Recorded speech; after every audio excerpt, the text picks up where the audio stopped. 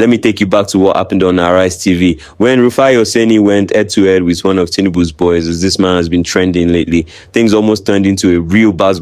The moment Ayoshe lost his cool live on air, wait till you see how Rufai handled it. This one shook the whole studio. So you yourself have been secretly recorded by an army captain when you were hatching out election fraud plans yourself in 2014. And we all remember that experience. So is it that we should continue in that now? And I also like to ask you this honestly. If another person apart from Bola Ahmed Tinubu you supported won this election, would you come on air and say all of these things that you're saying, that people should move on without justice? You try to just rationalize what happened in Lagos. Yes, it happened in other parts of the country. But the killings, the hurts, the laceration of people's body and the likes, that happened in parts of the country, but most importantly, what happened in Lagos. So should we justify this now because it favors people that you were in support of? Can I just correct you there? I take exception to your claim that I was secretly recorded, and I take exception that nobody has proven that. Yes, I can be recorded, but nobody will ever say to you that I said they should go and rig an election. And I want to say to you, I've avoided touching on this area. When you are talking about Nigeria, let us start with the press. And let us start with your person. You recall the incident on the bus lane and your attack on the police. That shows that you, as a journalist, a public analyst, somebody who is supposed to live above board, is not equally living above board. And he that must come to equity must have clean hands. I read a lot and I listen to your comments. I feel, like I said, we need to sit back and correct a lot of things. But you give me a right of rebuttal. You give me a right of rebuttal on the bus lane incident, because I put it to you, sir, you don't know the full story of what excuse happened. Me, if you go that lane, we will not make a sense of this program. I was invited by your station. If you didn't touch something that impugns on my personality, I will not give you an answer to that. So if you're asking question, I told Ruben about it yesterday, and I specifically complained about you and your attack on the people you don't believe in as a politician. No, I have a right to do my job. You can't complain about me to my colleague. Excuse me, I am equally telling you, I know where you are. That's not right of you as well. That is technically not right of you as well. And if you want to make a sense out of this program, let us leave personal attacks, because you are good at that, and I'm equally good. If you want it, I'll serve it as well as that. So this program is meant to talk about issues of Nigeria and not issues of a person. We know where you are, we know where you belong, we know the parties you are supporting, but let's leave that out of the issue. So going by what you ask, Nigeria needs a total overhauling of leadership and followership. I have said it earlier that it is important to know since 1979, nothing has changed. People rushing to court now. Atiku has always gone to court since I knew Atiku as a politician and a contestant. Atiku went to court in 2019. The same judiciary said to the whole world that President Buhari won that election. Listen to you again, and listen to me. If we are not careful, as a commentator, we will remain on the television molding the opinion of Nigerians negatively, because that is what we want them to hear. For me, the election that brought Ahmed Bola Tinubu within the context of our conduct in this country is credible. It may not be the best, because you can't tell me it's Bola Ahmed Tinubu that killed the people you are mentioning. You can't tell me it was someone who that killed the people in Lagos. When there was an election in Ekiti, they hit me here on my back. A policeman hit me with the butt of the gun. Most of the journalists were saying Fayoshe has come with his drama again. I had 3 surgeries last year. I could barely walk again. But when it is good, and when it goes against people we don't want, it's the best of things that could happen. You were alive when the G5 left the PDP. You were alive when Obi left the PDP. You were alive when Kwankwaso left the PDP, and so on and so forth. You want manna to come from where? So people going to court automatically means when I go to court, the judiciary must give to you because you are complaining, or because you are a complainant. Obi himself will certainly, I want to say to him, in G5 we concluded that we must support a southern presidency. That is the truth. Depending on their peculiarity. And if you go to Benue, that was how Tom supported Obi in Benue. We supported Asiwaju in Ekiti. When they were talking about how did the numbers came up in Ekiti, it was us that gave it to them. Me, Rufai Oseni, was the leader of the people that supported Asiwaju and gave our own votes to him. Let me tell you why, and make it very express to you. If you tell people they don't matter, they will tell you they matter. When somebody came out, how you came out and said Tambuwa was the hero of the convention, they are now heroes of the losses. When you tell Wike, because on this television, they criticize Wike as if he's the enemy of Arise Television. I am a Wike's friend, though. I stand by him. All the propagandas does not stand the test of time. If you kick my leg, I tell you don't kick it again. If you kick it again, I will do everything to stop it.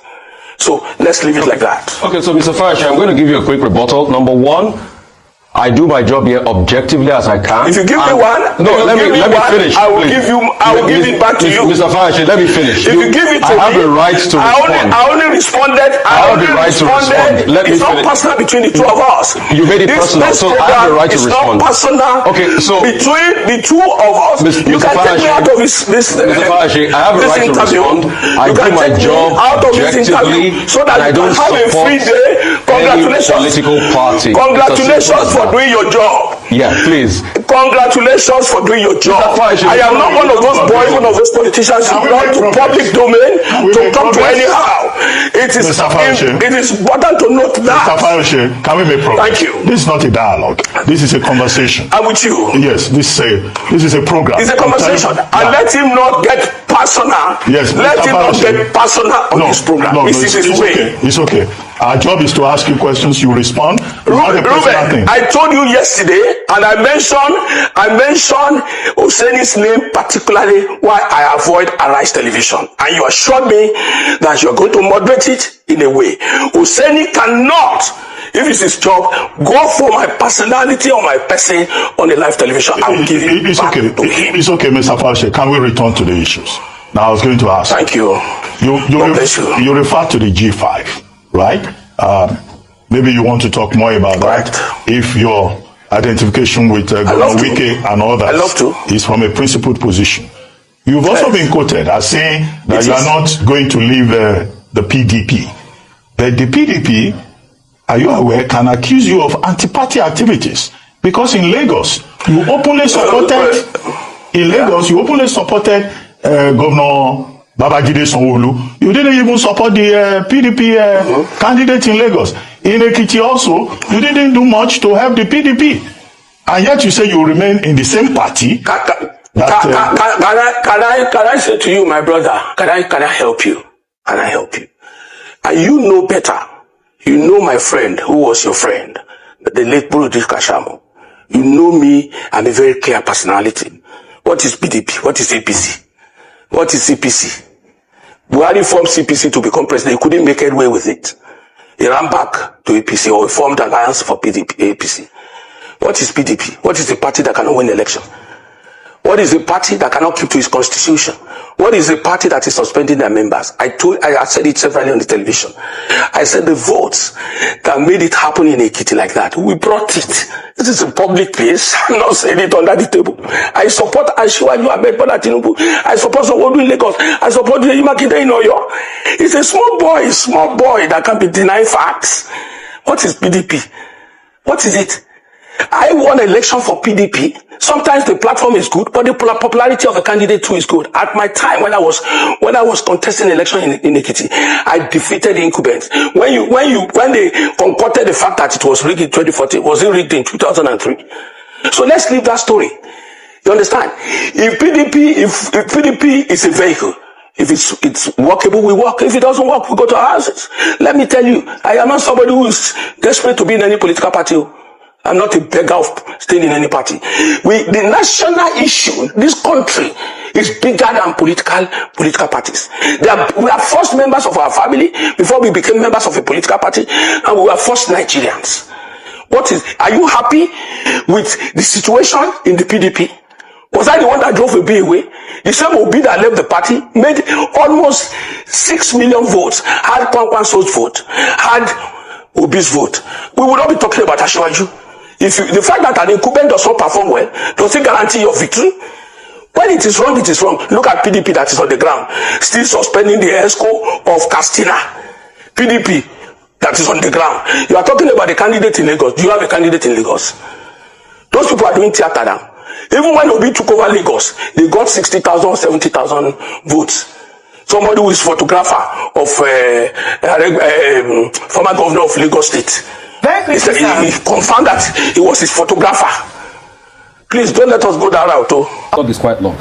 So at first, Minister, after you had gone to report me in front of President Tinubu and said all sorts, anyway, I am not beholden to you. My job is accountability. You are too small for me to report you to the president. No, but they are empirical. You are too small. Minister, let me speak. Minister, let me speak. I have empirical evidence. The world watched it on the commission of the project when you mentioned the questions I asked you to the president. That was reporting me to the president officially. The world watches, so you don't need to dilly-dally about the empirical facts. I don't talk without facts, Minister. You know, when I have my facts, I talk. And I insist on my question when I ask on cost. Let me only address you. Minister, you will not allow me speak. The problem is you will not allow me speak. You spoke for over 20 minutes, over 10 minutes. Because you don't know what you are speaking. But let me speak. Let me speak. You will not. What your profession is. You will not allow me speak. You see, if you can just keep quiet and be calm and just allow me speak, I will be happy. All right? So my question still persists as regards the cost per kilometer. You cannot tell me that we don't have a right to know the cost per kilometer. Even if it's an undulating landscape, give us all the facts and the details of the cost per kilometer. That's all we'll ask for. Other questions as regards the loans taken. Let me finish. Let me finish. Let me finish. Listen to me. Minister, you will not allow me to speak. The minister will not allow me to speak. No. Don't do that with me. Minister will not allow me to speak. I was in your studio. Minister will not allow me to speak. And when the first section was on, and I ran the figures. And what you're asking us is 750 kilometers of coastal highway. We should tell you cost per kilometer. So you multiply by 750. That's nonsensical. No, so tell me the cost per kilometer. There's nothing too hard for you to tell me that figure. You've not still told me that figure, so I was right on that point. The second point, because you don't understand anything. The second point I'm trying to make is you don't understand anything. I'm a professor in this field. Okay. You don't understand anything. What university gave you professorship in this field? And you cannot ask me to tell you a cost. What university gave you professorship in engineering? I didn't know you were Professor Mai, Minister. I didn't know. So please, I'm professor in practice. I'm professor in practice. Okay. I understand engineering very well. So secondly, and you have no knowledge of what you're asking. If you will let me, you have no knowledge. If you will let me ask. So you keep quiet. Okay. And then stop. Okay. Minister, it's all right. Keep dignifying yourself and let the world see you for who you are. If you allow me speak. The other 100 kilometers that you said they've added to it, we would like to know the cost per kilometer of that one. And the Winsome Homes, the case is in court. Now, I would like to know the cost per kilometer for that one. I would like to also know the over 700 billion first tranche of loan you guys got for this project. Has the money been spent? How was the money deployed? I would also like to know. I would also like to know the terms of that loan. All right? How many years? What's the payback period? What's the payback moratorium of that loan? And for the Winsome Homes, isn't it interesting that as somebody that's been a governor in the state, you know the law, a case is in court, and then you're coming to talk about the details of the cases in court. Because you deny that the case was not in court, now you've already accepted that the case is in court. So is it not just better you thrash it out with the woman that has been reporting a case in public that we all heard, and I ask you questions based on that? So, Minister, just answer the questions. I've got no axe to grind with you. You know that. We've spoken many times. In fact, when your people called to book, I booked them, and I said you should come on air. So please just tell us those information. It's very important, Minister.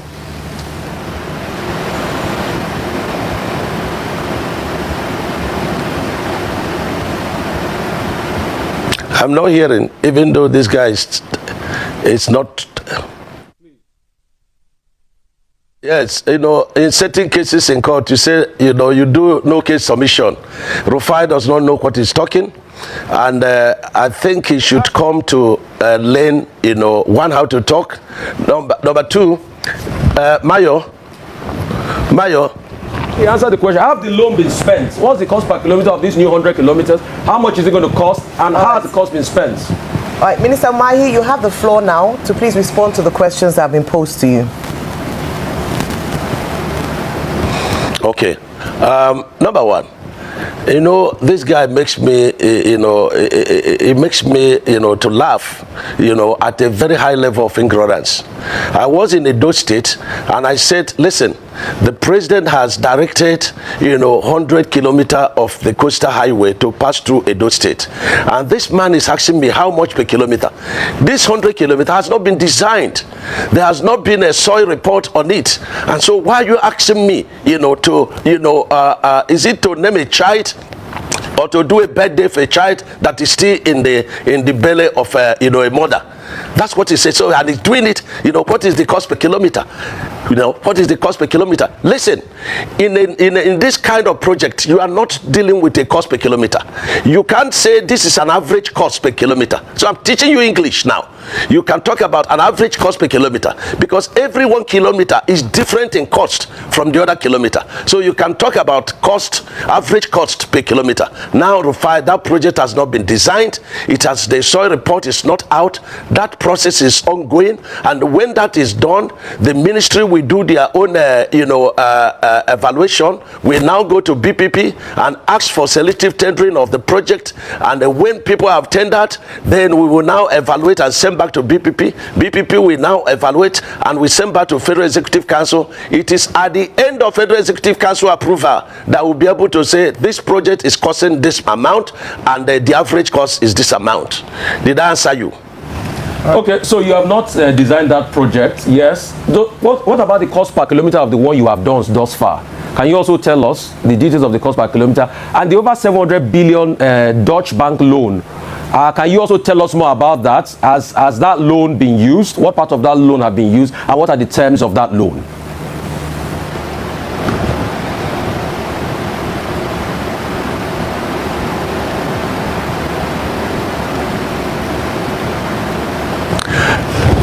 Yes, these are elementary questions, and it makes no sense. A process is ongoing. Payments is being made, and you are saying, how has this money been utilized? The money is meant for the project, and the money will be paid according to work done.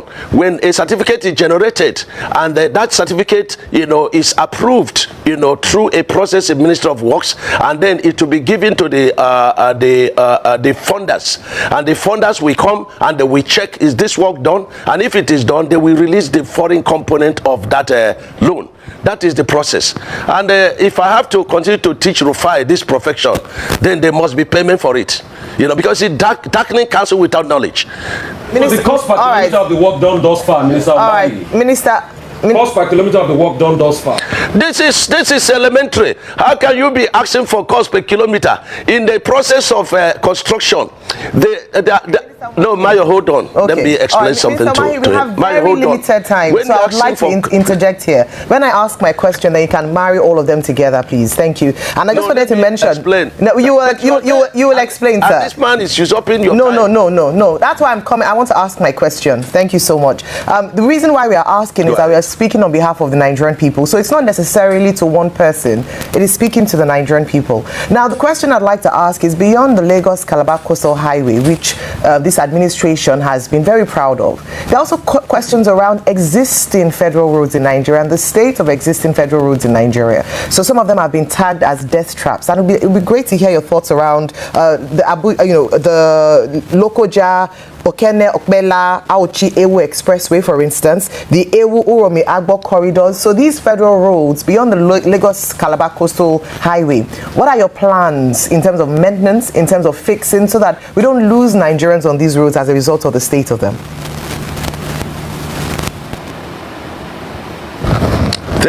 Thank you, Mayo.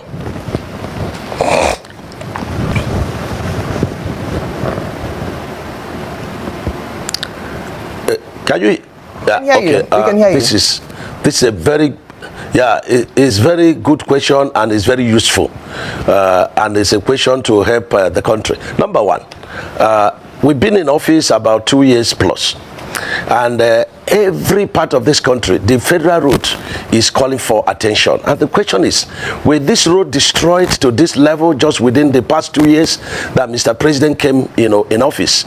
Number two, where were all of us, all these years that these roads were damaged to this level? And a man came on board divinely, and he had decided not to construct roads, but to build roads. I was in Ewu the other day, and the governor of Edo State doing very, very well. And he has said, look, you have constructed part of this Ewu Uromi Abo road. We want to take part of it to construct, to help the president.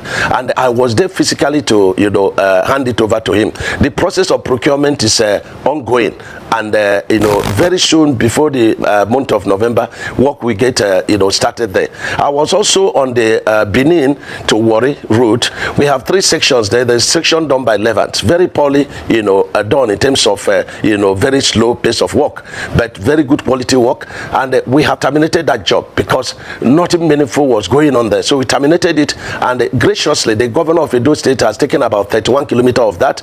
The remaining 23 kilometers is a bit stable. And then we get to Give section. That is an NMPC funded project, and the president has given a marching order. All these projects should continue, even though an NMPC are pulled out of the funding. And that project is ongoing. You have the other section that is done by SKCC, which is from the boundary of Benin to Delta. So let me put it this way: the president is tackling, and decisively, all the very major, project within the economic corridor. You cannot say of any particular route that within the economic corridor of the nation that the president is not doing. Some people were writing about East West Road. There are about 7 contracts going on in East West Road, and they are all very well, being executed. And mind you, we are not constructing roads. We are building roads. If roads were built like what the president is doing now, and we have had roads that could last for 50 to 100 years, we will not be in this mess. And so the reinforced concrete technology the president brought to bear is such to guarantee that when road is constructed, the road could last between 50 and 100 years. Now, tell me, when we came on board, which section of the country, federal road, that had 100 kilometers of road that you could ply on without having a challenge? And so the president is doing a lot, apart from the 4 legacy projects, even though they are connecting. And these 4 legacy projects, they are investment, driven projects. For example, the section 1 of Lagos-Calabar Coastal Highway, there are a lot of people that want to come and give the whole money that was used in doing the project and take up the project and then toll it. So is it Abuja Kano project that is ongoing, about 725 billion? That project is ongoing, sections 1, 2, and 3. Is it the project Enugu to Onitsha project? It's ongoing. Is it Port Harcourt to Enugu project? It's ongoing. Is it Sokoto to Zamfara to Katsina and Kaduna? It's ongoing. So there is no section of the district, but it takes time. Minister Mahi, yes. Very quickly, thank you so much. Is there a website or any platform that Nigerians can track the progress on roads and also report perhaps some of these, because I recall that recently someone had made a video and you responded quite swiftly. Is there a platform that Nigerians can take pictures, eyewitness reports of bad roads or federal roads, and where they can also track these projects that you're talking about? The Mayo,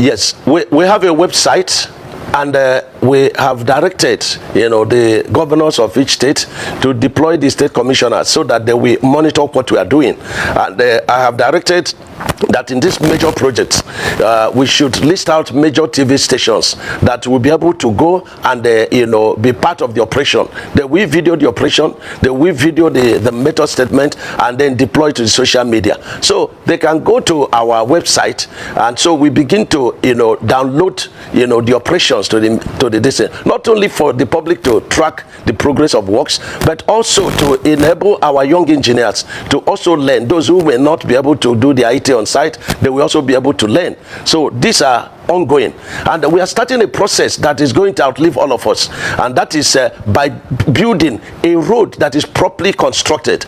And you can see it when I said, that the coastal road, is so beautiful, and that if it's this beautiful, I don't know how the street of heaven will be like.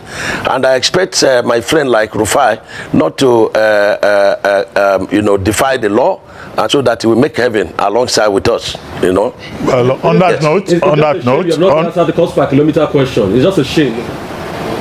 On that note, Abati, tell this man that cost per kilometer of road that the section completed. There's nothing like that. In the road project construction, you may finish a pavement, you have not done the drainage. You may finish drainage, you've not done the solar light. So there's nothing like cost per kilometer until it is fully finished before you can know. And the Rufai, the word is average cost, not cost per kilometer. Average cost. Next time, try and use it. Okay.